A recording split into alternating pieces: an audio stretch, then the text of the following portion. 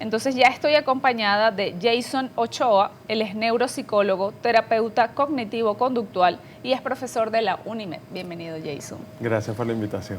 Gracias por venir un sábado a hablar de este tema. Y estos temas son importantes que los toquemos porque todos llegaremos a la adultez mayor y hay que visibilizarlos. Pero vamos a hablar del tema cognitivo, del cerebro. ¿Cuándo se comienza a deteriorar el cerebro? Y si el cerebro normalmente, bueno, se deteriora. Fíjate, está como normalizado el hecho que somos adultos mayores y pareciera que es esperado que tengamos problemas de memoria, de atención, pero la verdad es que el cerebro no evoluciona hacia el deterioro. Es cuando se presentan enfermedades o trastornos que empezamos a olvidar o a tener dificultades para poder realizar nuestras actividades cotidianas. Así que eso de ya es que estoy viejito y estoy teniendo problemas de memoria no es esperado. Si un adulto mayor de 65 o 70 años empieza a manifestar fallas cognitivas como problemas de la atención, de la memoria o problemas para planificarse, debemos acudir a un apoyo tanto neurológico como psiquiátrico para revisar si no está cursando con alguna enfermedad neurodegenerativa como puede ser el Alzheimer, el Parkinson, el Huntington. Todas estas son enfermedades que deterioran el cerebro y son las causantes de estos trastornos cognitivos que se pueden presentar en la adultez mayor. Hay mitos del deterioro cognitivo. ¿Cuáles son? Por ejemplo, que cuando ya alcanzo cierta edad, entonces se me empiezan a olvidar los números de teléfono, empiezo a tener dificultades para poder, recordar los nombres, para poder hacer las tareas cotidianas. Y la verdad es que un adulto mayor puede realizar todas estas actividades de forma funcional y llevar a cabo su vida cotidiana. Bueno, también hay otros mitos asociados, por ejemplo, a las relaciones sociales, como que el adulto mayor tiene que aislarse un poquito más o quedarse más quietecito, y no es así. Incluso con la sexualidad, pareciera que los adultos mayores están de alguna forma condenados a tener una vida distinta a la del adulto y esto pueden ser elementos que pueden interferir en su salud mental. El tema del estrés está relacionado con estos deterioros cognitivos. A veces, cuando se presentan alteraciones de la memoria o dificultades para poder atender, pueden estar relacionadas más que a temas cognitivos, a temas emocionales. Entonces, un adulto mayor que está sometido a un amplio estrés o que tiene dificultades laborales o que tiene cualquier otro indicador de dificultades en su medio ambiente, va a presentar fallas para atender, para memorizar, pero no va a ser por un tema de deterioro cerebral, sino por condiciones ambientales y emocionales que interfieren en ese funcionamiento cotidiano. Así que el estrés va a afectar. O sea, y esa falla, digamos, emocional puede también causar el deterioro. Te lo pregunto porque nuestro tema central de hoy es el síndrome del cuidador. Entonces, ese cerebro también del que cuida. Generalmente en nuestro país un adulto mayor cuida a otro adulto mayor. Sí, fíjate que cuando se experimenta este síndrome del cuidador es porque, bueno, se causa un agotamiento físico, emocional, pero también cognitivo, como secuela de acarrear una responsabilidad por largo tiempo de un adulto mayor. Y si es otro adulto mayor cuidando pues de su pareja o de su primo, de su tía, como puede pasar en muchas oportunidades, entonces pueden mostrar dificultades porque el estrés afecta nuestro funcionamiento cotidiano, empeora nuestra atención, puede afectar nuestra memoria y entonces allí ya no es un tema de deterioro cerebral, sino de ese síndrome del cuidador que muestra también fallas a nivel cognitivo, van a mostrar dificultades para concentrarse, pueden mostrar ansiedad, depresión, van a haber amplios síntomas cuando no realizamos un propio autocuidado. Bien, ¿qué le dirías, por ejemplo, a las personas que no han cuidado a nadie, pero por la circunstancia le ha tocado en estos momentos cuidar a un familiar? ¿Cuáles son esos signos de alerta que debería estar atento cuando ya está, digamos, con ese desgaste? Casi siempre las señales de alerta que empiezan son físicas. Ese agotamiento, dificultad para dormir, dificultad para atender, puede ser que haya una pérdida del apetito, desmotivación, apatía. Todo esto se conlleva por esa gran responsabilidad que implica cuidar de otro adulto. Entonces es importante tener espacios de autocuidado en la rutina, es decir, aunque la rutina sea muy demandante, porque también eso es lo que ocurre, que es de la noche a la mañana que esa responsabilidad se descarga sobre otra persona. Entonces ya no se trata de llevar nada más tus cosas del día a día, sino de cuidar y prácticamente a veces de la vida de un individuo.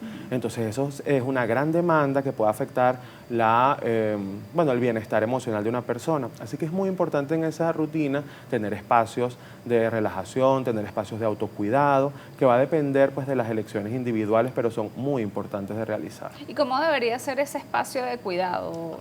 Digamos, poniéndolo como muy exacto, como muy literal, Muy en literal. la semana. Entonces, lo más importante es estructurarlo en nuestro horario, porque a veces no lo tenemos. De repente trabajamos todo el día, cumplimos jornadas de 8 o 10 horas laborales y en ningún momento nos dedicamos a media hora sí o sí, dedicarnos a tomar un poco de aire, a respirar un poco, a poder disfrutar de lo que nos gusta, a mantenernos en la atención plena, a hacer ejercicios también. Todos son espacios que te permiten en 30 minutos de tu horario, o como mínimo, pues dedicarte a ese autocuidado que se va a reportar en una mejoría de estos elementos tanto emocionales como también cognitivos. Así que tiene que estar como anclado en la rutina, no podemos dejarlo de lado. Bien, cuando es una persona más joven que le toca cuidar, Cuando que es una- bueno, trabaja, estudia.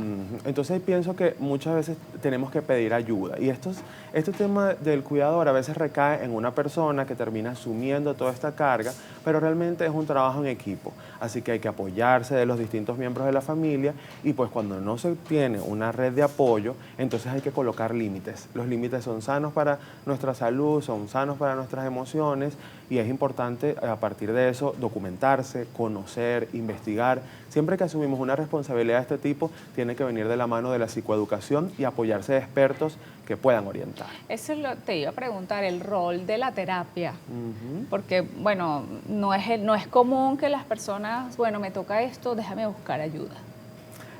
Dentro de la intervención que se realiza en estas familias, va de la mano de la orientación, no solo del paciente, que bueno, tiene una intervención neurológica o farmacológica, va a tener una intervención médica y que vamos a cuidar todos sus valores, también se les hace estimulación cognitiva, rehabilitación cognitiva, sino también de la mano de orientar al cuidador y al familiar.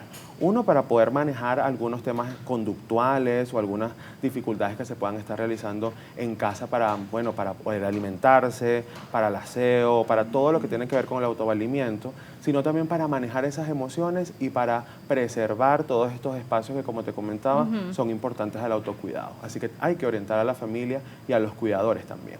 Bien. ¿Qué materia das en la UNIMED, Jason? Doy justo Neurociencias 3 y ahora vengo trabajando con la adultez mayor en Desarrollo 3, así que es un tema que visibilizamos no solo desde el deterioro, sino de todo lo sano del adulto mayor, que incluye un ejercicio de todas esas actividades de la vida diaria, de poder ser funcional laboralmente, en nuestras relaciones sociales, en las relaciones interpersonales, con la sexualidad. Todo de alguna forma va a garantizar que esa salud mental mejore y que puedan vivir en bienestar. Bien. Vean bien a Thais y anoten las redes. Soy cuidador, a mí me encanta. Esta es una cuenta que yo la vi y la guardé. Thais tiene que ir a mi programa. Bienvenida. Gracias. Gracias por la oportunidad de darle voz al cuidador familiar. Bueno, me gusta muchísimo tu contenido y quiero que le cuentes, tienes ahí todas las 3 cámaras disponibles para ti, Okay. para que le cuentes a nuestra audiencia tu experiencia. ¿Desde cuándo eres cuidadora? Soy cuidador familiar de mi madre, tiene 95 añitos, con Alzheimer, y la vida me llevó a cuidar de ella. Y ahora también cuido de mi papá, tiene 87 años, está presentando un poquito de deterioro cognitivo también. Y pues nada, es una historia común, como de muchos cuidadores en el mundo, hijos, hijas, parejas, sobrinos, nietos que se dedican a cuidar a algún familiar con demencia, pero generalmente no tenemos esa voz, ¿no?, que se haga conocer nuestras historias. y gracias a mi Dios bello y maravilloso, ha hecho que @soycuidador pueda llegar a muchos cuidadores que se sienten acompañados, se sienten identificados con mi historia y me dicen muchas veces, wow, yo pensé que estaba sola. No sabía que tantas personas podían pasar por lo mismo, tantas personas viviendo la misma situación. Y pues sí, somos muchos los cuidadores familiares que estamos allí con nuestro ser querido, cuidando muchas veces desde el desconocimiento, desde la ignorancia, porque nadie nos dice cómo vamos a ser cuidadores, lo vamos aprendiendo ahí en el día a día y la era de las redes ha hecho que sea un instrumento para aprender. Yo siempre digo en mis posts y cuando hago algún live, siempre les digo, hay que aprender del enemigo. ¿Y quién es el enemigo? La demencia. Entonces tenemos que aprender para poder comprender a nuestro familiar. Bueno, yo vi un video, solamente un video, que fue el primero que vi de Thais, y aprendí. Qué bueno, qué bueno. No soy cuidadora, quizás en algún momento me toque, pero aprendí. Ahora, vamos a retroceder en el tiempo, Thais, hasta los 15, cuando inició el deterioro de tu mami, hace unos 15 años. Más o menos 15 años. ¿Qué pensaste en algún momento que ibas a ser cuidadora de tu mamá? Tienes muchos hermanos, bueno, 13, ya hay 6 que no están, pero eres una persona que tiene hermanos. Sí, sí. En ese momento que ya tu mamá tiene un diagnóstico, que vas a comenzar, ¿qué fue lo más importante en ese momento? ¿O qué fue lo que hiciste? ¿Qué fue lo primero que aprendiste? Lo primero que hice fue reunir a mi familia. Y mi familia, no solamente a mis hermanos, sino también a mis sobrinos. Y, o sea, los más cercanos, porque obviamente al tener tantos hermanos, tengo muchísimos sobrinos. Pero los que estábamos más cerca del núcleo de mi mamá, y los reuní y les dije, mira, este es el diagnóstico que nos dieron.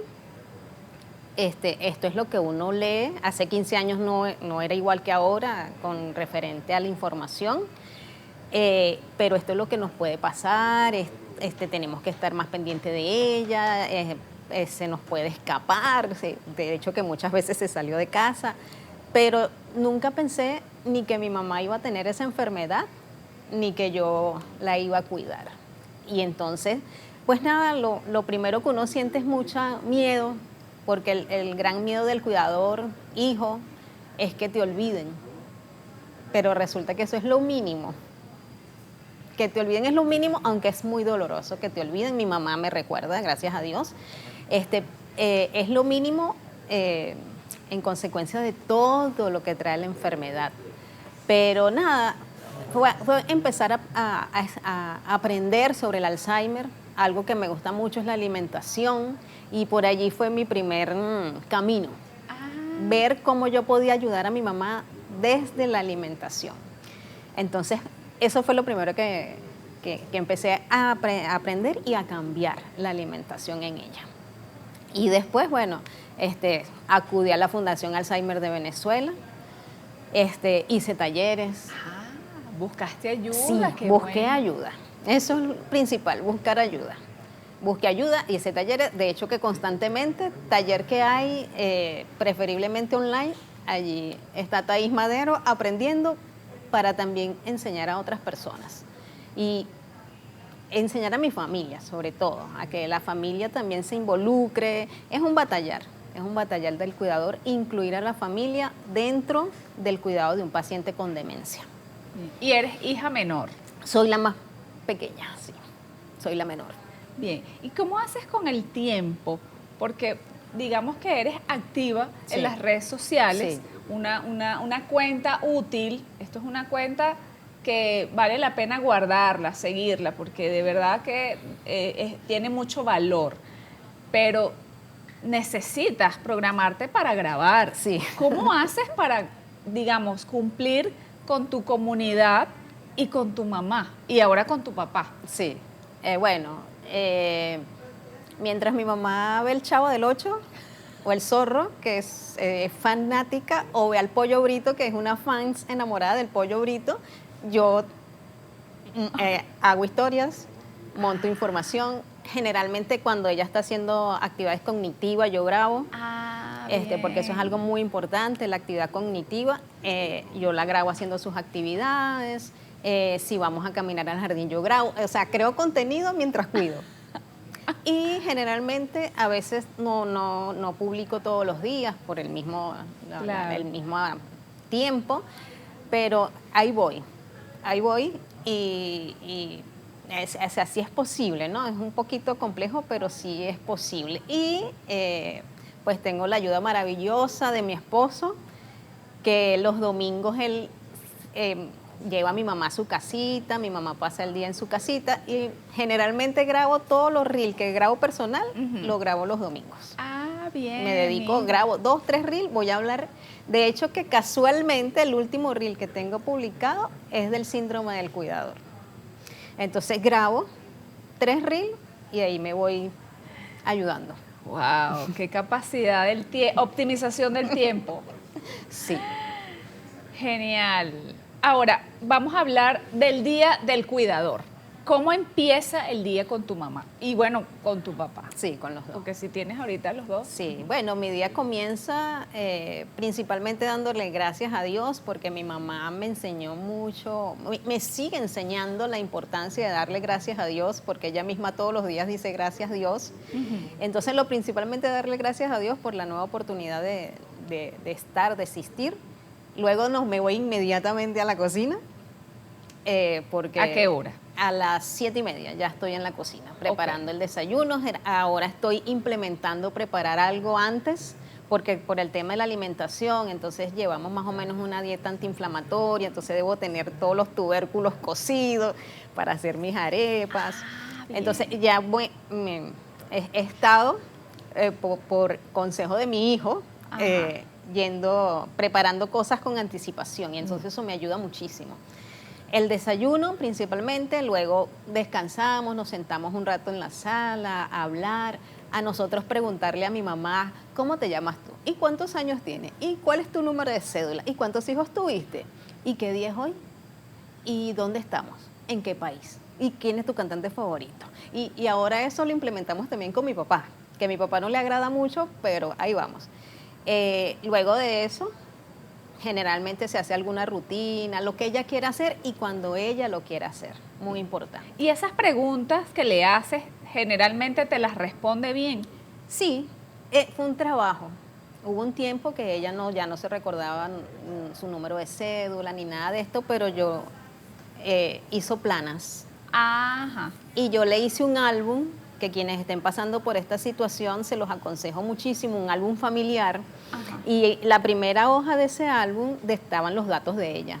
Están los datos de ella, su nombre, los nombres de sus padres, cuántos hijos tuvo, su número de cédula, datos personales. Entonces, cuando ella veía el álbum, yo la ponía a que ella leyera esa información. Ajá. Y eso se fue quedando nuevamente por rutina en su mente. Mira, qué entonces importante. Sí, hay días que no sabe qué día es hoy. A veces me sale y me pregunta quién es tu papá. O con mi esposo me dice, ¿cómo es que se llama tu esposo? O sea, hay pero días de sabe días. que es tu esposo. Sí sabe. Pero a veces me dice, ¿cómo es que se llama, chica? Así. Pero es un trabajo de dedicación. Es mucha dedicación. ¿La comida come sola? Sí, ella come sola, gracias a Dios. Come sola, pero le tenemos una dieta bastante restrictiva por el tema del estómago, pero ella come sola. ¿Esa dieta también la tiene tu papá? La dieta de mi papá es un poco diferente porque... o sea, tienes menús ahí en tu casa. Sí, como mi papá tiene marcapaso, también es paciente renal, entonces la dieta es un poco... Lo que puede comer Carmen no puede comer Enrique y así vamos. Y a veces lo que pueden comer ellos no lo puedo comer yo. Exacto, y así vamos. Claro, pasas casi que todo el día, o sea, la cocina. Sí, la cocina me absorbe bastante tiempo. Por eso estoy tratando de hacer cosas que pueda tener allí ya y que me ayude de inmediato. Y bueno, ahora también está cuidando a su papá. Su cuenta es @soycuidador y me dijo que tiene un grupo de apoyo por WhatsApp que es Entre Cuidadores. Entre Cuidadores. Entre Cuidadores, sí, señor. ¿Cuándo lo creaste? Bueno, como todo nace por obra de Dios, porque me contactaron para hacer un foro chat. Íbamos a hablar del adulto mayor y de la nutrición. Y engranó también los integrantes del grupo que pidieron no cerrar el grupo. Yo le pedí permiso a la persona que abrió el grupo que si podía cambiarle el nombre, porque el nombre era como que Alzheimer. Entonces los cuidadores se sentían como, ay, o sea, no quiero también que allí me recuerdes que mi familiar tiene Alzheimer. Bien. Y bueno, se me ocurrió colocarle entre cuidadores, porque entre cuidadores nos entendemos, nos apoyamos, sobre todo nos entendemos, porque es un grupo guiado por nosotros mismos, donde según la experiencia de cada quien va aportando algo. Mira, a mí me pasó esto, a mí me funcionó tal y aquello, y entonces nos vamos ayudando. Es un grupo venezolano integrado por por cuidadores de varias partes del mundo. Ah, bien. Hay cuidadores de Colombia, Dominicana, México, Argentina, Chile, Perú, que me disculpen si se me olvida, España. Entonces es un grupo muy, muy nutrido, hermoso, un grupo hermosísimo, que Dios me los bendiga a todos del grupo, porque ha sido maravilloso contar con esa herramienta allí cercana, que muchas veces dicen, mira, inclusive yo, me está pasando tal cosa, ¿quién me apoya? Inmediatamente alguien escribe. ¿Y como qué cosas pasan? Mira, como que mi mamá tiene la tensión muy alta, ¿qué puedo hacer? Mi mamá está demasiado intranquila hoy. No, estoy agotada o estoy agotado, porque también hay varones cuidadores. Estoy agotado, mi mamá hoy ha estado intranquila. Mira, pero hazle una infusión de romero, de melisa. Entonces vamos ayudando con la medicación, porque la medicación tiene muchos efectos secundarios y a veces son parte del efecto, ¿no? Y la persona no lo sabe, no lo entiende. El tema de las infecciones urinarias que hacen tanto estragos en el paciente. Ay, sí. Y a veces, ya por experiencia de nosotros allí en el grupo, ajá, que nos dicen, mira, está pasando esto y esto, hazle un examen de orina, porque pareciera una infección. Y efectivamente, luego que le tratan la infección, el paciente vuelve, dentro de su diagnóstico, a estar más calmado. Mientras el paciente esté calmado, el cuidador también está. Claro. ¿Y cómo es el medicamento? Bueno, de medicamentos, sí no te voy a hablar con experiencia propia, porque mi mamá en un principio sí fue recetada con varios medicamentos, pero Dios nos fue llevando a otro especialista y él le cambió todos los medicamentos, o sea, de hecho le eliminó. Bien. Entonces hay pacientes que sí, que toman quiatipina, una serie de medicamentos. ¿En el grupo tienes personas sí, que sí lo toman? Un medicamento? Sí. Pero básicamente es para que el paciente esté más tranquilo, para que pueda dormir mejor en las noches, porque sabemos que no hay cura por ahora, sino que la enfermedad vaya más lenta. Y para que la enfermedad vaya más lenta tiene que ir alguna medicina, pero también una serie de actividades, la actividad cognitiva, el hacer un poco de ejercicio mínimo. No importa que sea solamente subir las piernitas 10 veces, los bracitos con una pelotita. Yo tengo varias publicaciones por allí que mi mamá no es que le agrade, pero ella lo hace. Pero tú la sí, motivas a hacerlo la motivo a hacerlo, diariamente. sí. Bueno, no diariamente, porque como te dije, es cuando ella quiera y... Hay días. Sí, hay días de días. ¿Se pone agresiva? No, se pone molesta, agresiva no. O sea, molesta, o sea, no quiero. No quiero. O sea, estoy cansada, ya yo estoy viejita, ¿para qué yo voy a hacer esas cosas? Entonces ya yo la dejo, ¿sabes? O sea, ok, hoy no hacemos nada. Bueno. Si quieres pintar, entonces últimamente me ha servido muchísimo pintar como cerámica. Ajá. Entonces ella pinta yo le digo, esta se la vamos a regalar a fulanita. Y eso la motiva. Vamos a hacer un dibujo y esto se lo vas a regalar a fulanito. Le haces una dedicatoria. Y entonces eso la motiva. Pero es importante no decir haz, sino acompáñame. Vamos a hacerlo. O sea, no haz esto, haz lo otro. Ella también me ayuda los dos, dentro Ok. de algunas cosas en casa. O sea, por ejemplo, vamos a cocinar, tú bate los huevos, pero yo les digo, ayúdame. Claro, y se Necesito siente ayuda. útil Sí, también, ¿no? necesito ayuda. Entonces baten los huevos, pican los aliñitos con cuchillos que estén apto para ellos, siempre supervisados. Nunca en la cocina nunca los dejamos solos. Que si doblar la ropa, que si acomodar sus prendas íntimas en su gaveta. Cosas que son sencillas para uno, pero para ellos son grandes, porque uno se sienten útiles y se sienten que están tomados en cuenta, porque esa es la gravedad muchas veces del adulto mayor, que no, tú lo haces muy lento, deja que yo lo hago. Entonces, no, le hacemos un daño. Es preferible, no importa, hazlo lento, pero hazlo a tu tiempo, pero hazlo. Ahorita, bueno, estás cuidando a tu papá. Ellos están no están en el mismo deterioro. No.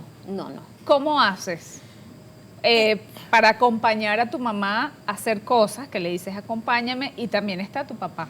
Bueno, dependiendo la personalidad. A veces me escriben por Instagram, no consigo nada que mi mamá quiera hacer o no consigo nada que mi papá quiera hacer. Generalmente es más difícil con los varones que con las damas. Ah, bien. Pero yo le digo, algo tiene que existir que le haya gustado y que por allí tú te puedas encaminar. Si fue tejer, si fue coser, si fue pintar, si fue ver béisbol, fútbol. Entonces allí, por ejemplo, nos dividimos. Mi mamá le gusta ver al pollo brito, o al zorro, al chavo, y mi papá le gusta ver las peleas de gallo. Entonces generalmente colocamos a uno en un sitio, al otro en otro lado. Y si no vamos a poner a mi papá en algún, es hablarle, ¿sabes? Yo empiezo, dime 5 beisbolistas venezolanos. Dime 5 nombres de equipos de béisbol. Dime 5 presidentes de Venezuela. ¿Y cómo fue la vida mientras estuvo mandando León y no sé quién? Ajá. ¿Y cómo fue la vida en tal época? Que hablen. No importa que me repitan la misma historia que yo me la sé, que yo puedo cerrar los ojos y sé la palabra que viene, pero no importa. O sea, eso es su historia y hay que darle valor. ¿Qué sientes, qué le dirías a las personas qué es lo que debería tener el cuidador? Porque veo que tienes muchísima paciencia cuando te repiten una historia que ya tú la sabes. Bueno, es natural. Pero además, ¿cuáles son esas otras cosas que tú dices, me describen toda la fortaleza que yo tengo? Bueno, yo creo que principalmente lo que debería tener el cuidador es confianza en Dios. Principalmente. Y de hecho que es algo que me repiten constantemente en los mensajes. Si no fuese por Dios, yo no pudiera hacer nada. Solamente Él es el que me da el control, el que me da la fuerza. Principalmente confiar en Dios. Segundo, nunca quedarse callado. Nunca. Siempre tratar de que la familia se involucre. Siempre. ¿Es cansón? Sí. Pero hay que seguirlo intentando para que el cuidador no se quede solo y llegue el síndrome del cuidador quemado, porque por eso es que llega ese síndrome, por la soledad del cuidador, por la falta de ayuda familiar. ¿Has tenido en algún momento ese síndrome del cuidador quemado? Sí, lo he tenido. ¿Cómo se siente? Mira, un cansancio extremo, una tristeza que tú dices de dónde viene, dolor en el cuerpo, fatiga, no querer hacer nada, querer tirar la toalla y salir corriendo. Pero allí, bueno, hay que empezar a entender que si yo me cuido, puedo cuidar. Si yo no me cuido, no puedo cuidar a otro. En ningún tipo de enfermedad, Entonces, principalmente el cuidador tiene que reconocer también que se tiene que cuidar a sí mismo. O sea, cuidar de uno es amar. Muchas veces piensan que el cuidar de uno es egoísmo, no. El cuidar de uno es una prueba de amor grande, muy, muy grande. Inclusive cuando tú estás sano, cuando tú cuidas de ti, tú le estás demostrando a las personas que tienes a tu alrededor, a tu familia, que los amas. Es una manera de amar, porque al final cuando uno presenta alguna dificultad, alguna enfermedad, ¿a quién afecta? A su núcleo familiar. Entonces, cuidar de uno es una manera de amar. Y muchas veces el cuidador siente que está siendo egoísta por cuidar de sí, por dedicarse 5 minutos a tomar un café o salir a caminar o simplemente ver videos en TikTok y reír hasta no más. Y el cuidador piensa que es egoísmo y no, es una manera de amar. Bueno, aplica para la todo. vida, sí. Así Sí. mismo es. ¿Y tus hermanos te ayudan? ¿Tenías una hermana? ¿Tienes Sí, una tengo hermana mi hermana me ayuda en lo que es el aseo personal de mi mamá, en cuando mi mamá quiere bajarla a caminar al jardín, en estar allí con ella, estar pendiente en todo momento, porque por su edad, pues las caídas son muy peligrosas, ya se ha caído varias veces, gracias a Dios sin ninguna fractura, pero entonces nosotros tenemos que estar como una sombra. Por donde ella va, vamos nosotras. El que esté ahí, por donde ella va, vamos cuidando de ella. Y me ayuda, y bueno, algunos de mis hermanos también, pues la parte económica que es fundamental. Igual mis sobrinos, pues algunos también me ayudan en la parte económica. Bien. Esto es para mi abuela, aquí te mando esto. O sea, pero yo creo que eso tiene que ver con crear conciencia en la familia. Y cuando siento que se están saliendo del carril, mando un mensaje. ¡Ey! Claro.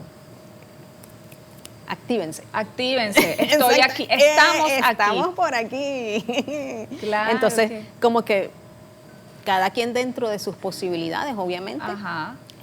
Pero sí, gracias a Dios. Entonces, volviendo a la descripción, el tema de la paciencia. Paciencia, Agradecer a Dios. agradecer a Dios, amor, por supuesto, y entender que hay que cuidarse. O sea, principalmente, ama, cuida, respeta con misericordia, pero cuida de ti. O sea, tienes que cuidar de Es ti. la garantía para el bienestar Sí, también. sí, para no llegar a tener el síndrome del cuidador quemado. Bien, ahí vi un video tuyo donde antes de acostarte le hacías unas preguntas a tu mamá. Ujú. Generalmente le pregunto cómo se llama, cuál es su número de cédula, dónde vive, qué día es, cómo le fue en el día. Cuando sale de casa generalmente le pregunto, ¿y cómo le fue? ¿Y cuando sale a dónde va? ¿A dónde Solamente lleva? a casa a su casa de ella, porque bien. yo me la llevé a mi casa, pero ella tiene su casita, su ranchito, como ella le dice. Entonces cuando ella va, siempre yo le hago como, cuéntame, ¿qué vio?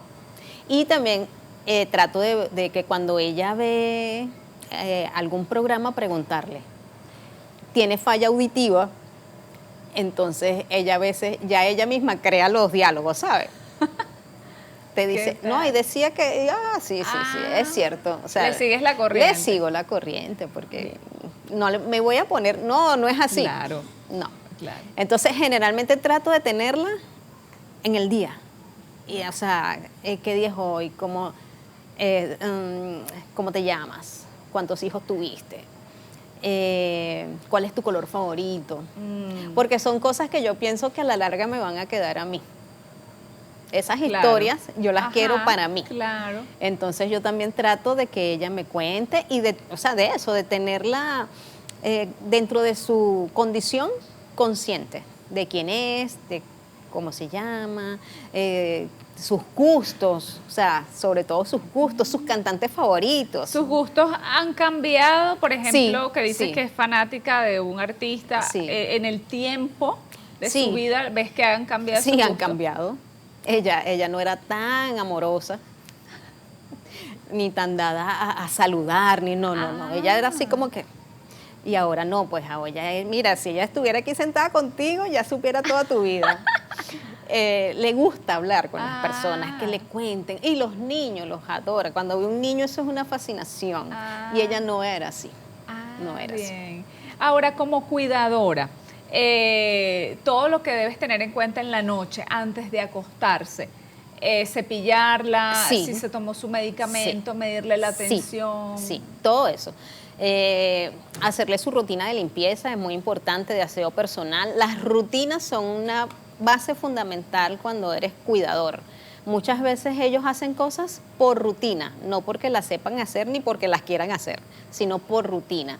Entonces tenemos la rutina de luego de la cena, hacer su aseo de prótesis, cambiar su ropa para dormir, rezar. Le tomo la atención, generalmente le tomo la atención 2 o 3 veces al día, igual a mi papá. Ahora, con un episodio que me pasó reciente, también me hice de un oxímetro, de un glucómetro, para tener esas herramientas allí a mano. Ok. Y nada, encomendarnos a Dios.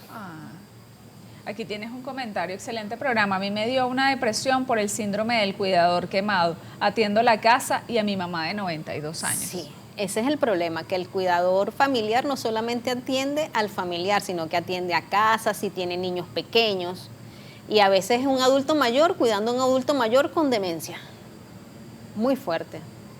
Entonces, generalmente necesitamos ayuda. Es difícil porque hay cuidadoras que son hijas únicas y tienen toda esa responsabilidad solas y tienen que también proveer. Le toca todo. Todo. Bueno, yo soy hija única. Yo siempre le digo a mi mamá, tienes que cuidarte mucho porque tuviste una hija. Bueno, yo tuve solamente un hijo también. Entonces también tengo que cuidarme mucho. Muchísimo.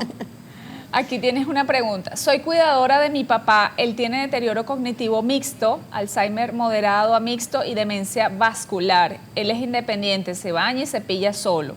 Come solo, pero yo debo trabajar 3 días a la semana y en ese tiempo él queda con mi hija, quien trabaja online desde casa.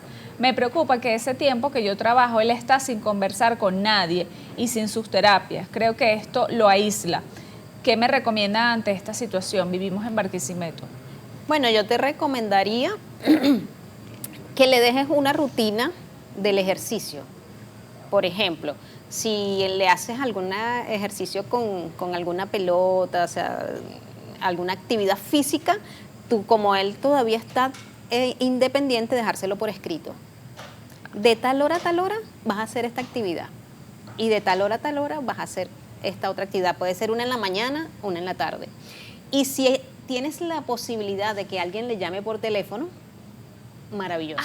¡Ay, qué buena idea! A quien sea, no importa pero que lo llame y que lo haga conversar. Ay, eso está buenísimo, me encanta.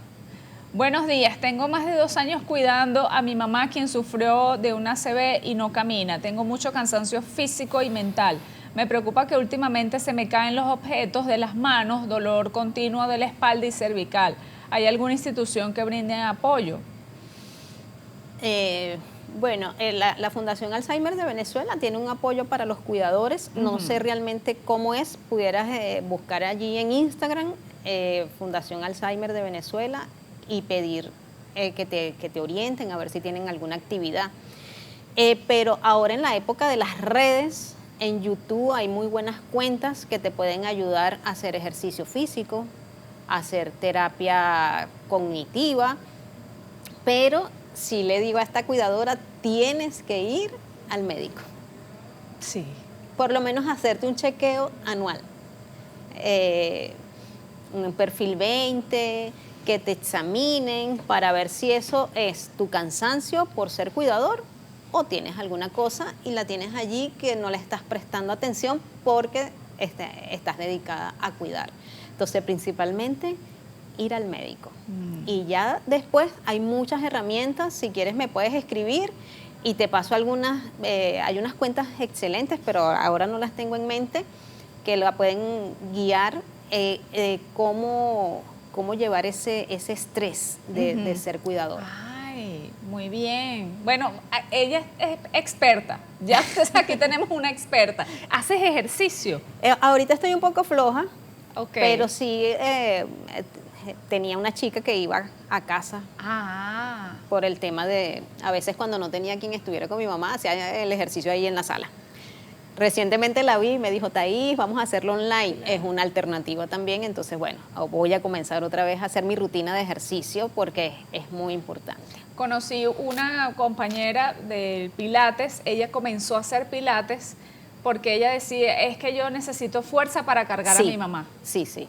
Y de hecho que en estos días mi mamá hace ejercicio, como te digo, moderado, cuando ella quiere, pero recientemente fui al médico antes de ayer, y ella me dice, tienes que poner a tu mamá que tenga fuerza para levantarse, porque allí es donde a mí me cuesta, pues. Claro. Entonces tienes que poner a tu mamá que haga más ejercicio para que tenga ya fuerza para ella misma levantarse y que tú hagas el menor esfuerzo posible, porque he tenido lesiones de brazo y cosas así, pues. Claro.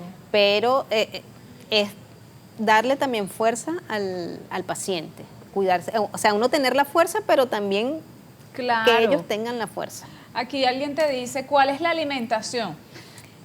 Pues mira, hay personas que piensan, es una moda, pero ya está demostrado científicamente lo que el azúcar hace en nuestro cerebro. Entonces, yo les invito a que busquen más información sobre eso, pero yo a mi mamá le eliminé el azúcar. Yo la engañaba. En el té le revolví así. Ya le puse azúcar. Hasta que ella se acostumbró. Entonces yo no consumo azúcar, a pesar de que tengo un convenio allí con el azúcar porque hago postres, pero no la consumo. Claro. Y a mi mamá tampoco. Y ya está también demostrado que llevar una dieta baja o libre de gluten tiene beneficios para el cerebro. Entonces llevamos una dieta prácticamente sin gluten, ayudándonos con la alimentación antiinflamatoria, porque hay que recordar que el Alzheimer es una inflamación. Entonces si metemos allí alimentos que son inflamatorios, entonces así lo veo de tanta información que hay y me ha funcionado en realidad. Eso, le hago sus postres, pero endulzados con... saludables, exacto. Endulzados con frutas, todo sin frituras, con grasas saludables, no nada del otro mundo en realidad. Lo que pasa es que a veces vemos los tubérculos, nosotros como venezolanos vemos los tubérculos en un sancocho solamente. Sí. Pero resulta que le podemos dar otros usos.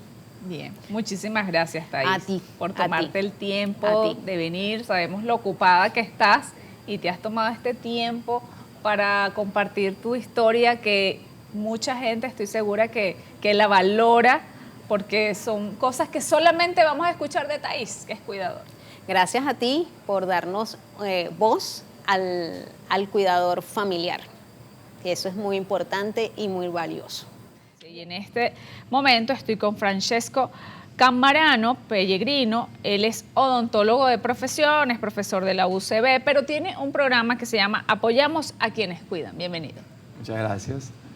Bueno, sí, el programa Apoyamos a quienes cuidan nace de la necesidad de destacar, de resaltar, de considerar a la figura del cuidador familiar. Por supuesto, esta labor la puede cumplir una persona que se haya formado tanto como cuidador o en muchos casos que tal vez no es lo más indicado, pero las mismas enfermeras, enfermeros, auxiliares de enfermería son los que se dedican a esta labor. Digo, no es lo muy indicado porque, claro, ahí hay otras connotaciones como más técnicas y muchas veces no hace falta esa preparación tan formal y tan técnica. O sea, el cuidador, además, es la persona que tiene que estar acompañando, en este caso, al adulto mayor con discapacidad, ya sea con algún discapacidad física o mental, o simplemente que esté bien, pero la edad va produciendo siempre cierto tipo de dependencia. Es muy común, no, mi mamá, mi papá están bien, pero los tengo que acompañar al automercado, los tengo que acompañar a al médico. Entonces, bueno, eso es una forma de dependencia que también necesita un cuidado de una u otra manera, ¿no? Entonces, claro, también tenemos que sacarnos esa falsa expectativa que el cuidador es solamente cuando la persona, el adulto mayor, tiene una enfermedad grave, tiene una discapacidad mental, no, simplemente el hecho de acompañarlos ya hay una dependencia y a eso te convierte en cuidador para nuestro concepto. Entonces tienes que estar preparado independientemente, como te digo, tú tienes a tus padres, tienes a tus abuelos, son personas mayores, bueno, tú ya tienes que empezar a prepararte psicológicamente y emocionalmente a que tienes un rol de cuidador, tal vez pasivo, y tienes entonces que aprender a hacer cosas que hace un cuidador. Y ustedes aquí hacen eso, enseñan. Sí, nosotros aquí básicamente nace de la necesidad de, exactamente, de enseñar y, como te digo, de destacar la función del cuidador. Porque muchas veces el cuidador es, como te digo, es siempre el eslabón, bueno, siempre nos concentramos en el adulto mayor. ¿Y qué pasa con el cuidador? Y hay una premisa, si no hay un buen cuidador, no hay un buen cuidado. Entonces nosotros tenemos que tratar de equilibrar, pero verdaderamente equilibrar ambas figuras, o sea, el cuidador y la persona cuidada. Bien, y las formas, son formaciones que tienen allí, tienen, ¿cómo se llaman? Hay un tiempo, ¿qué les enseñan? Sí, fíjate, nosotros básicamente ahorita estamos haciendo como preparaciones más cortas. Entonces ahorita tenemos una guía donde la persona empieza a meterse en este mundo del cuidado, porque parece mentira, pero no sabemos. O sea, cuando nosotros pasamos a ser cuidadores, te puedo decir que el 95% no tiene ni siquiera el conocimiento de que está siendo cuidador, como te decía anteriormente. Sí. Entonces, claro, tenemos que ir aprendiendo desde lo básico. O sea, primero, eso, entender qué es un cuidador, o sea, cuál es mi rol que paso, o sea, a hacer desde este momento al cuidar a uno de los adultos mayores de la familia. Entonces, eso es fundamental. Eso es fundamental y eso es básico. Y después, claro, poco a poco vienen otras formaciones. Por ejemplo, hay una formación si eres cuidador de una persona con discapacidad física. Hay una formación si eres un cuidador de una persona con una discapacidad mental. Entonces, es un poco, trabajar en función de eso.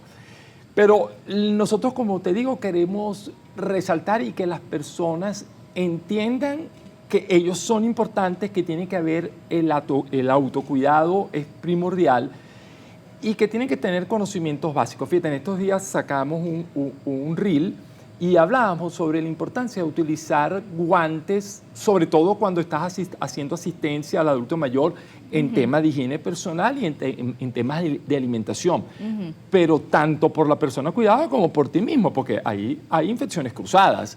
O sea, si tú no usas guantes, tú puedes contaminar a la persona cuidada, al adulto mayor, pero el adulto mayor te puede también contaminar. Pero usted, esa cosa tan básica, de verdad, una cantidad enorme de mensajes que me sorprendieron de gente que no lo sabía. Entonces, fíjate, cosas básicas, entonces aprendieron y dice, oye, ¿verdad? Voy a comprar mi cajita de guantes. Además, una cajita de guantes, bueno, si hubo objeciones, bueno, pero es que imagínense una caja de guantes, pero una caja de guantes no cuesta mucho. Y eso te va a proteger, además que no tienes que estar tampoco cambiando, o sea, botando los guantes a cada rato, pero los puedes lavar y los puedes utilizar 2 o 3 veces. Pues, ¿no? Y el tema de la seguridad en el hogar, digamos, para evitar caídas. Sí. Que pasen por donde no tienen que pasar, digamos, sitios en la casa que, bueno, no son, son inseguros para ellos.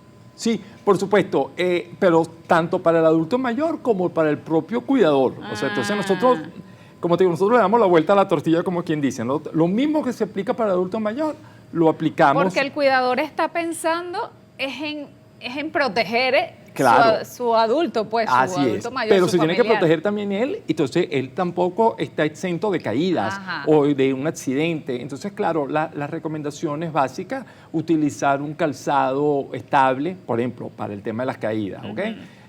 Bueno, fijarse muy bien por dónde está caminando, diseñar los espacios de la casa para que esa movilización sea mucho más fluida y más segura. ¿Okay? Esa es otra cuestión. Nosotros muchas veces en las casas, bueno, tenemos los muebles dispuestos de alguna manera, pero tenemos que entender que cuando pasamos a esta etapa de ser cuidador porque tenemos un adulto mayor dependiente en la casa, bueno, ese espacio lo tenemos que modificar y no hacer resistencia a eso, ¿no? Eso es otra cosa que llama mucho la atención. Bueno, pero es que mi casa es así, entonces yo no me voy a quitar esta mesa de aquí porque, bueno, es mi casa y así decoro la casa. Bueno, pero entonces ya tenemos que entender como cuidador que, bueno, eso es tanto para mí como para la persona cuidada algo que es necesario. ¿Cómo debería ser la rutina de un cuidador o por lo menos las primeras horas cuando se levanta? Digamos, para tener esa garantía en el día de que va a estar protegido, de que va a estar él cuidado. Claro, fíjate, en esta guía nosotros hablamos y tenemos inclusive un ejercicio de planificación. Es decir, el cuidador tiene que ser una persona muy planificada. Y por eso también muchas veces cuesta tanto cuando pasamos a ser planificadores, cuando pasamos a ser cuidadores, porque, bueno, muchas veces la persona no es planificada, pero lo primero que tienen que hacer es planificarse. Entonces, por ejemplo, si la persona cuidada se despierta a las 8 de la mañana, tú tienes que pararte a las 7 de la mañana. Empezar tú con tu rutina. Entonces, bueno, nosotros recomendamos, o sea, apenas te despiertas, una rutina de ejercicios de elasticidad sencillos, lo que hacemos cualquier persona, estiramiento sencillo, luego dedicarnos a nuestro aseo personal, luego desayunar nosotros y después empezar con la actividad como cuidador, ¿ok? Pero fíjese, es una hora. Entonces tenemos que planificarnos para eso. O sea, decir, bueno, me tengo que despertar una hora antes y, bueno, luego empiezo a atender. Porque, claro, empiezas a equilibrar, como te digo, siempre que tú eres tan importante como la persona cuidada. Entonces, es lo que decía tu invitada anterior, eso, el amor. O sea, es decir, el amor se mide si tú te quieres tú mismo, ¿no? Entonces, y eso lo va a ver la persona cuidada. La persona cuidada, yo tuve la experiencia de cuidar tanto a mi mamá como a mi papá y de verdad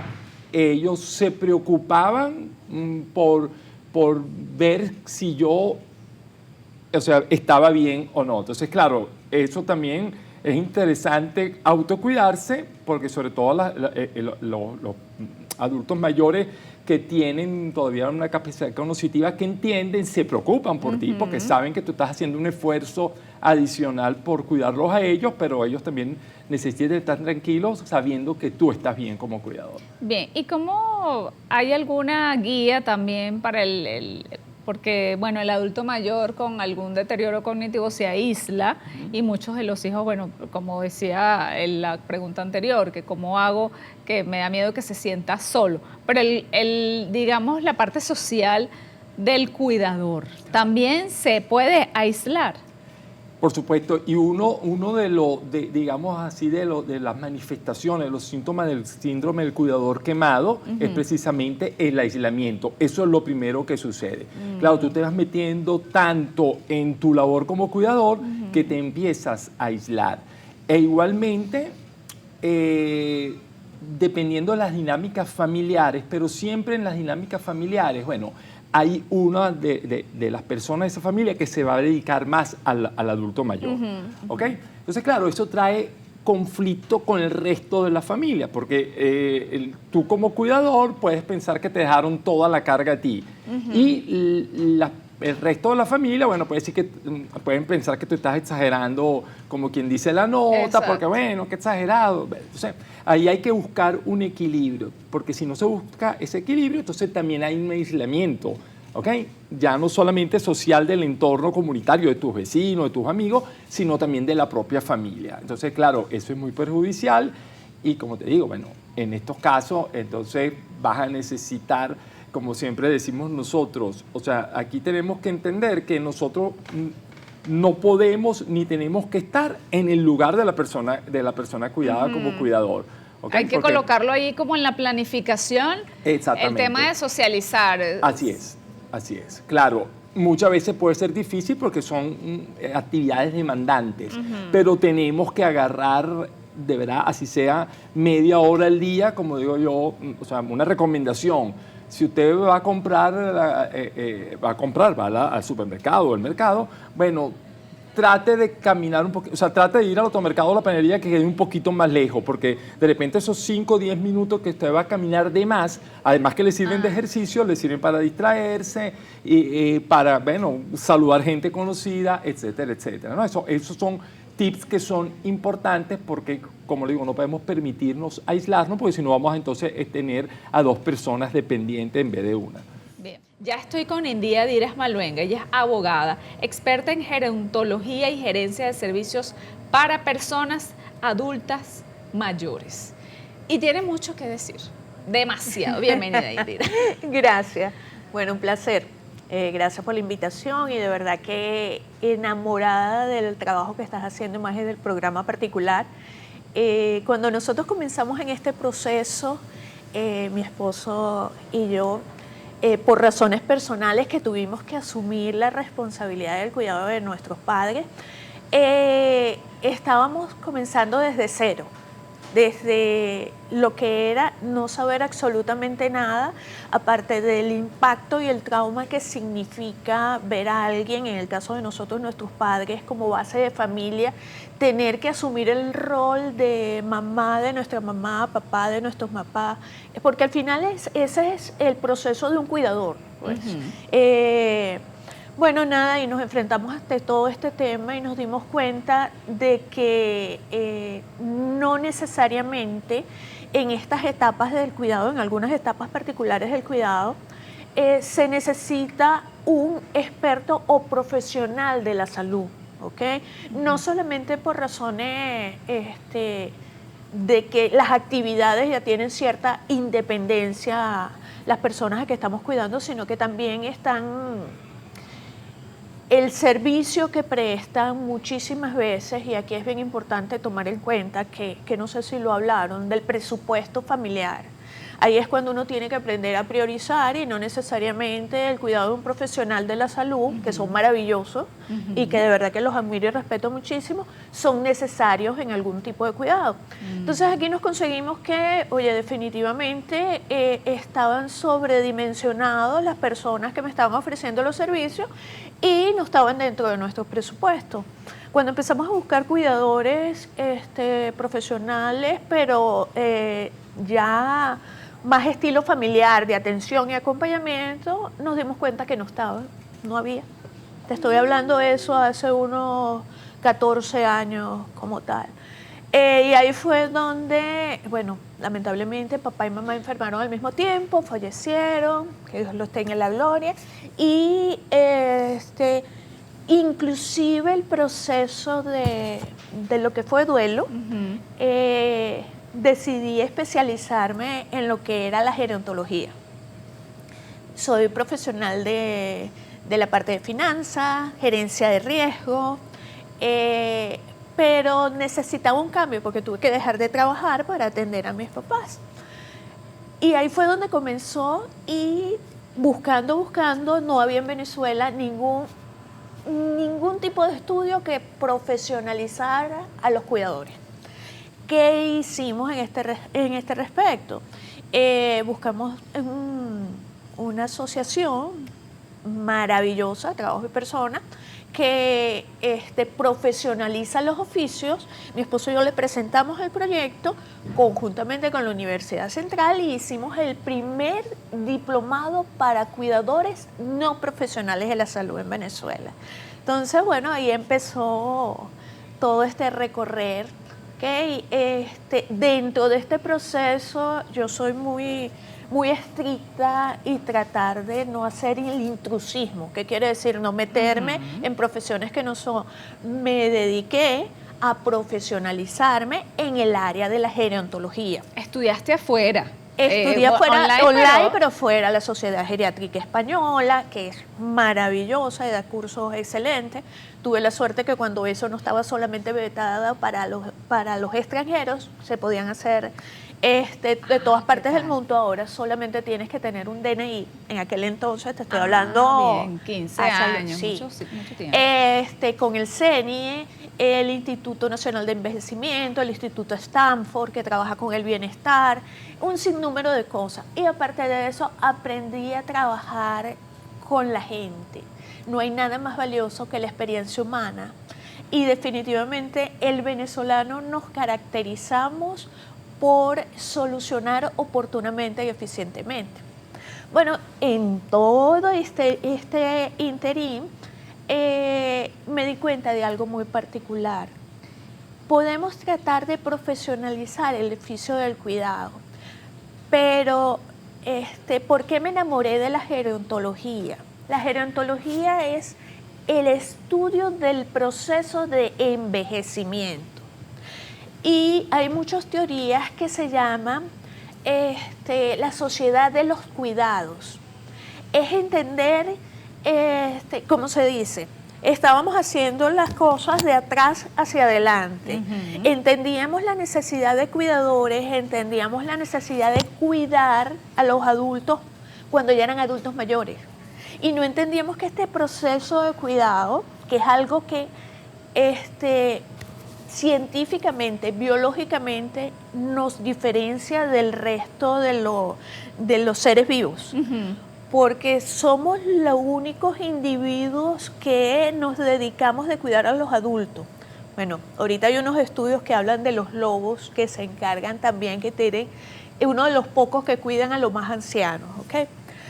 Pero somos hasta ahorita los únicos seres vivos que tenemos esta facultad. Pero siempre el miedo, el no prepararnos, las inseguridades de envejecer yo, viejo yo, eso se llama edadismo, ¿ok? Eso hace que no nos preparemos para la vejez.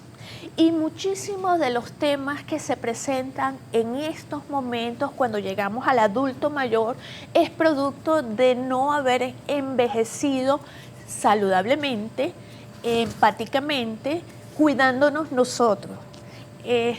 Hay una teoría muy interesante que se llama la teoría de la máscara de oxígeno. Eso, ¿qué haces tú cuando estás en un avión y pasa una emergencia? ¿Qué te recomiendan? Bueno, dicen que primero te auxilies tú para auxiliar al otro. Porque crees que eso sucede. Eso no es egoísmo, ¿ok? Eso no es primero yo, después yo me quiero salvar. Aplica lo mismo al cuidado. ¿Cómo vas a cuidar bien si tú no te estás cuidando? ¿O cómo pretendes tú promover el cuidado si tú no comienzas desde determinado momento, desde que naces? Porque cada día envejecemos más un niño, o por lo menos tú y yo somos hoy más jóvenes que mañana, pero somos más viejos que ayer. Entonces, ese tipo de elementos me hizo llegar a la conclusión de que el concepto de cuidador lo estábamos haciendo de atrás, deberíamos hacerla a la inversa. Promover el no edadismo, ¿ok? ¿Qué va a afectar eso a la sociedad? Va a haber unas mejores relaciones intergeneracionales, fundamental, y más ahorita que tenemos una gama de generaciones conviviendo a la vez como nunca había pasado. Vamos a un proceso de envejecimiento de la población por diferentes factores.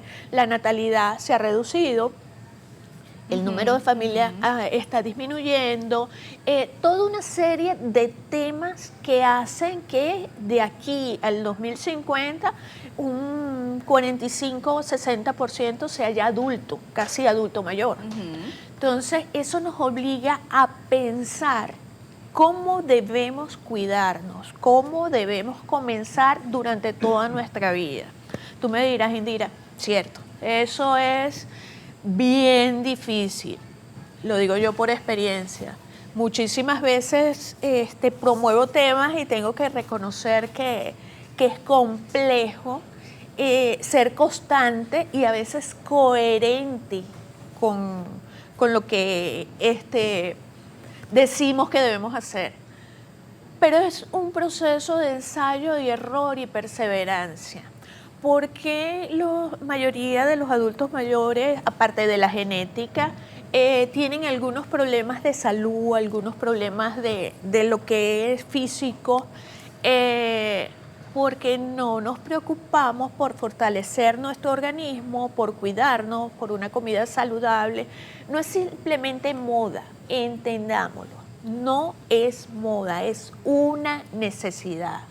Y eso nos va a ayudar a ser unos adultos mayores activos, unos adultos mayores integrados a la sociedad, y reduce las limitaciones entre la parte intergeneracional. Debería ser cultural ya. Es que debe ser cultural y es parte, por eso mi esposo y yo combinamos el trabajo en conjunto.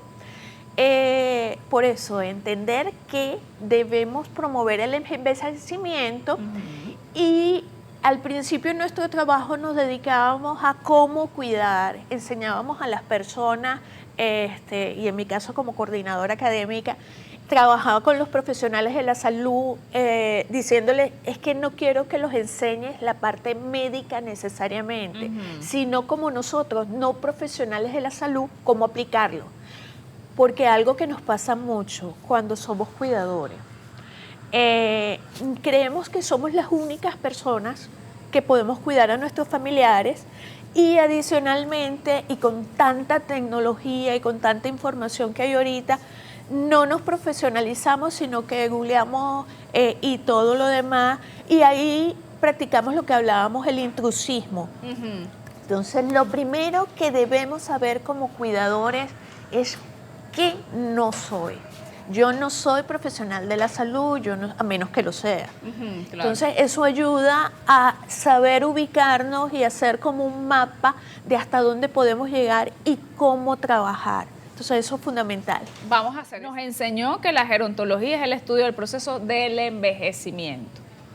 Porque Sí, aprendemos ya cuando tenemos la emergencia. Sí, la gerontología, como te dije, cuando la conocí, me di cuenta que era fundamental y era algo que nos hacía falta desarrollar, y más en países como los nuestros, que, como lo estábamos hablando antes, tendemos a victimizar lo más elemental. A todos les decimos abuelito, abuelo. Yo estuve durante un tiempo y asesoro lo que son casas hogares o geriátricos como tal, y cuando mi mamá sufrió demencia vascular, que ya me decían que había muy poco tiempo con ella porque se lo diagnosticaron muy tarde, aunque parezca mentira, se puede camuflajear cuando son personas de mucho carácter, personas muy activas, independientes, termina camuflajeándose lo que es el deterioro cognitivo. Y más cuando los tienes tan lejos. Y nada, en ese proceso parte cuando, por ejemplo, llegué en la dirección de esta casa hogar, me gusta muchísimo más el nombre, me di cuenta que había una infantilización y una sobreprotección de parte de las cuidadoras, que eran maravillosas, con los adultos mayores.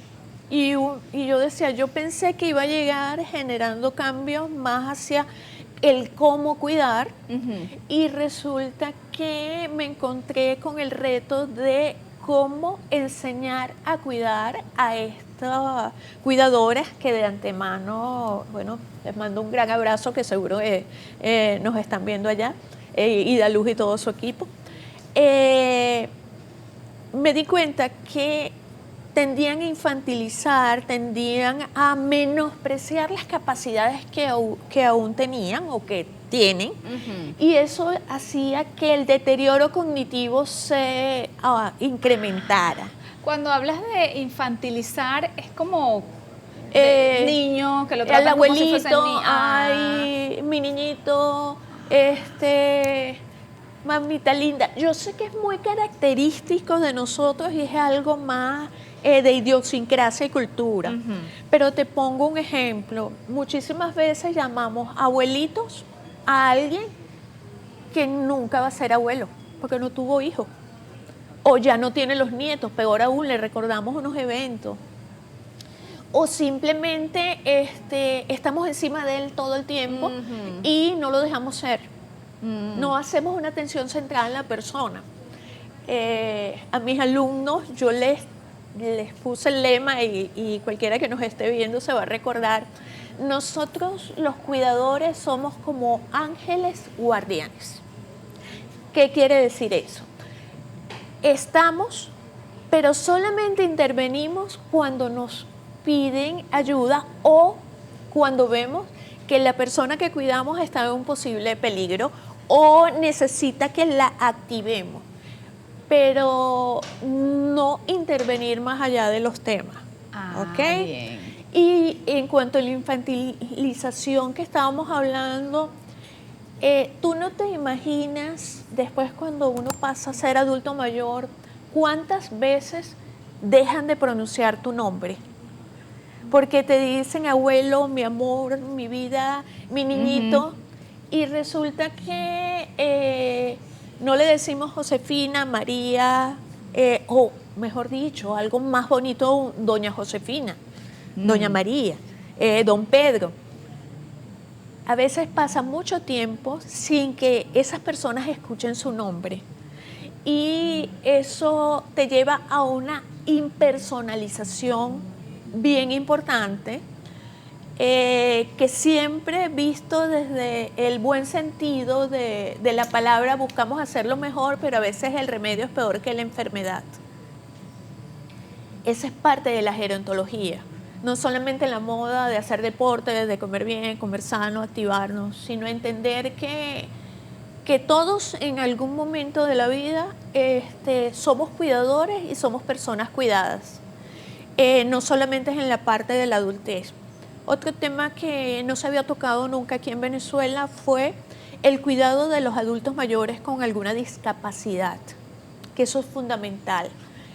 Personas sordas, personas con parálisis cerebral, personas con algún problema, puede ser hereditario, puede ser también producto de accidentes. Te conviertes en una persona con discapacidad, te falta una pierna o un brazo. Y no nos damos cuenta que esas personas también van a envejecer y ellos son muchísimas veces en los cuales nos debemos focalizar, por lo menos en mi caso. Yo trabajo con Sociedin, con alguna de estas instituciones que tienen algún proceso o alguna discapacidad. ¿Por qué? Porque imagínate tú un ciego que depende de su oído, ¿ok? Y resulta que en el proceso de envejecimiento parte de los deterioros cognitivos es disminución de la audición. Entonces imagínate perder su canal de comunicación como tal. Entonces, si no aplicamos el envejecimiento, la gerontología en estos grupos, no me gusta llamarlo exclusivos o algo, sino personas con alguna discapacidad, estamos construyendo adultos mayores dependientes. Igual pasa con los familiares que tienen una persona con un síndrome de Down y tú no los educas para que entiendan que va a llegar un momento de la vida, no vas a estar. Le tenemos muchísimo miedo a la muerte. Entonces, estas personas que tienen personas con parálisis cerebral, síndrome de Down o cualquier otra enfermedad, me disculpo si no las nombro técnicamente porque no tengo... No, también hay condiciones como los del espectro autista, el que espectro es una condición, autista pero... totalmente, inclusive diferentes condiciones como tal. Si los familiares no se preocupan por planificar y enseñar qué va a pasar cuando yo no estoy, o cuando esta persona, aún yo estando, yo también voy a ser adulto mayor, voy a necesitar cuidado, pero él también va a necesitar cuidado. Si no nos preocupamos por meter dentro de nuestro proceso de cuidado esos elementos, probablemente la labor que seguramente es maravillosa, al no tomar en cuenta esos elementos vamos a afectar a un ser que queremos tanto o simplemente en nuestro trabajo no vamos a saber cómo manejar esas condiciones o esas situaciones. Bien, esto me recuerda mucho que la gente, los expertos en finanzas dicen muchas veces que la gente gasta como que nunca va a envejecer. Exactamente. Y aplica también, bueno, es casi que al principio de Y la no se gerontología. planifica, no nos planificamos.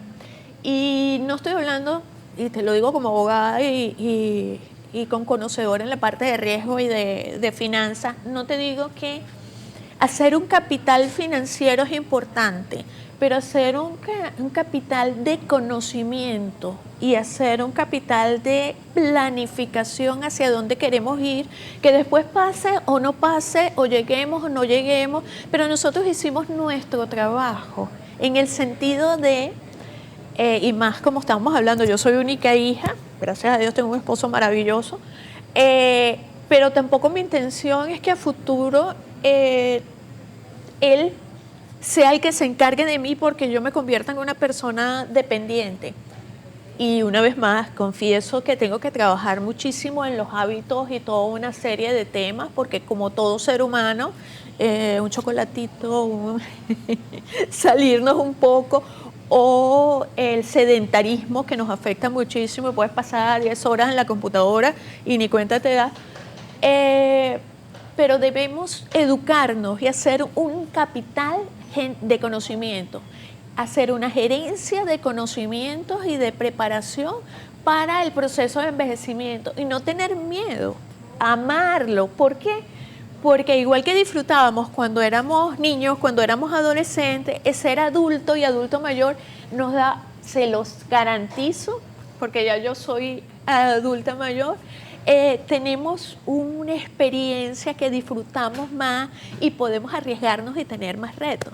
Entonces, bueno, apliquemos la teoría del oxígeno y hagamos un capital de conocimiento.